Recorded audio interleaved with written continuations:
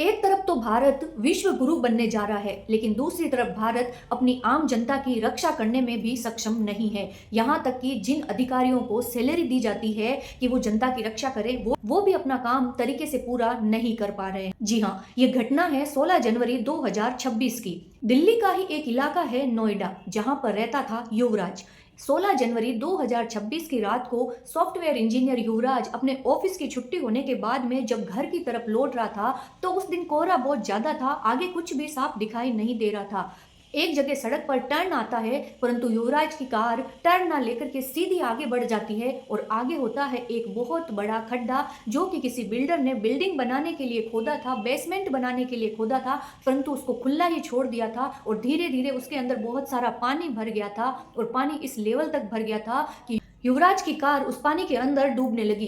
युवराज जैसे तैसे करके कार से बाहर निकल आए और उसकी छत पर खड़े हो गए और छत पर से उन्होंने तुरंत अपने पिता को फोन किया कि मेरी कार खड्डे में गिर गई है, मैं डूब रहा हूँ, मुझे बचा लो, मैं जिन्ना चाहता हूँ। पिता तुरंत वहां से निकलते हैं, पुलिस कर्मियों को और बचाव दल को कांटेक्ट करते हैं और सबको साथ लेकर के वहां पहुंचते हैं, परंतु अंधेरा और कोहरा इतना ज्यादा होता है कि उन लोगों को युवराज कहीं नजर नहीं आता है। तब वो उसे बोलते हैं कि तुम अपने फोन की टॉर्च को जलाओ ताकि हमें पता चले कि तुम किस जगह पर खड़े हो। युवराज टॉर्च भी जलाता है, अपनी फ्लैश लाइट जला करके दिखाता है कि मैं इस जगह पर खड़ा हूँ। इतने में वहां पर और भी बहुत सारे लोग जमा हो जाते हैं, बहुत सारी पुलिस आ जाती है, भीड़ आ जाती है, परंतु फिर भी कोई ये हिम्मत नहीं कर पाता है कि युवराज तक पहुंचे और उसको बचा ले। यहाँ तक कि क्रेन भी आ जाती है, लेकिन क्रेन और रस्सी छोटी पड़ जाती है, वो युवराज की गाड़ी तक पहुंच नहीं पाती है।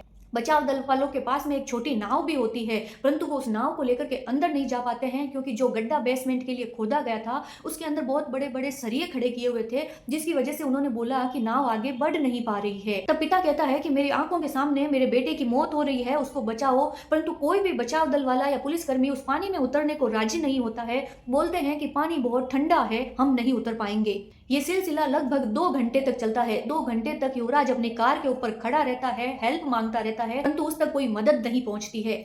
आखिर में एक कोई डिलीवरी बॉय होता है जो उधर से निकल रहा होता है, भीड़ को देखता है, रुक जाता है और मामले का पता चलता है तो वो हिम्मत करके पानी में उतरता है, 50 मीटर तक जाता भी है, परंतु वहां पर उसको ना तो युवराज मिलता है और ना ही युवराज की गाड़ी मिलती है, क्योंकि धीरे धीरे युवराज की गाड़ी पानी के अंदर डूब जाती है और उसके साथ ही युवराज भी डूब जाता है और एक 26-27 साल के नौजवान की मृत्यु हो जाती है। सिस्टम उसे बचा ही नहीं पाता है। एक पिता के सामने उसके जवान बेटे की मौत हो जाती है। युवराज एक सॉफ्टवेयर इंजीनियर था, वो अपनी इनकम में से एक बहुत बड़ा हिस्सा टैक्स के रूप में चुकाता होगा सरकार को, परंतु क्या फायदा ऐसे टैक्स भरने का जब सरकार उस टैक्स को लेकर भी उस युवराज की जान नहीं बचा पाई। और जिन कर्मचारियों को सरकार ने इस काम के लिए नियुक्त कर रखा था कि कोई पानी में डूब रहा है तो उसको बचाना है, वो पानी के अंदर घुसने को राजी ही नहीं हुए, क्योंकि उनको पानी ठंडा लग रहा था। उनको पानी ठंडा लग रहा था तो सोचिए युवराज पे क्या गुजरी होगी जब वो उस ठंडे पानी के अंदर डूब के मर गया।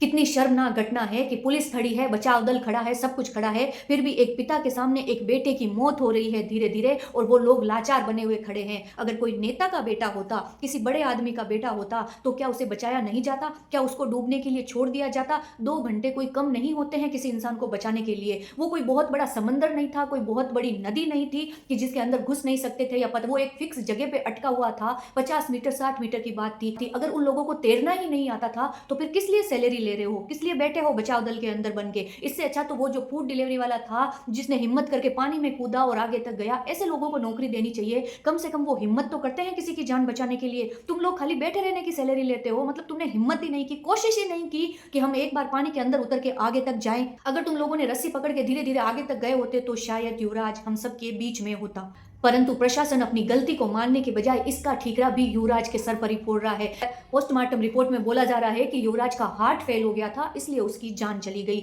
अपने सामने मौत को देख करके अच्छों का हार्ट फेल हो जाता है तो उसका क्यों नहीं होगा, लेकिन फिर भी वो 2 घंटे उस कार पे खड़ा रहा है। आप लोग क्या कर रहे थे 2 घंटे तक? मेरे ख्याल से तो ऐसे सभी लोगों को नौकरी से हटाना चाहिए और नौकरी उनको देनी चाहिए जो वास्तव में अपनी नौकरी को, अपनी ड्यूटी को अपना फर्ज समझकर पूरा करते हैं। सिर्फ बैठे बैठे सैलरी ले लेते हैं, ऐसे लोगों को ऐसी नौकरी पर रखने का कोई फायदा नहीं।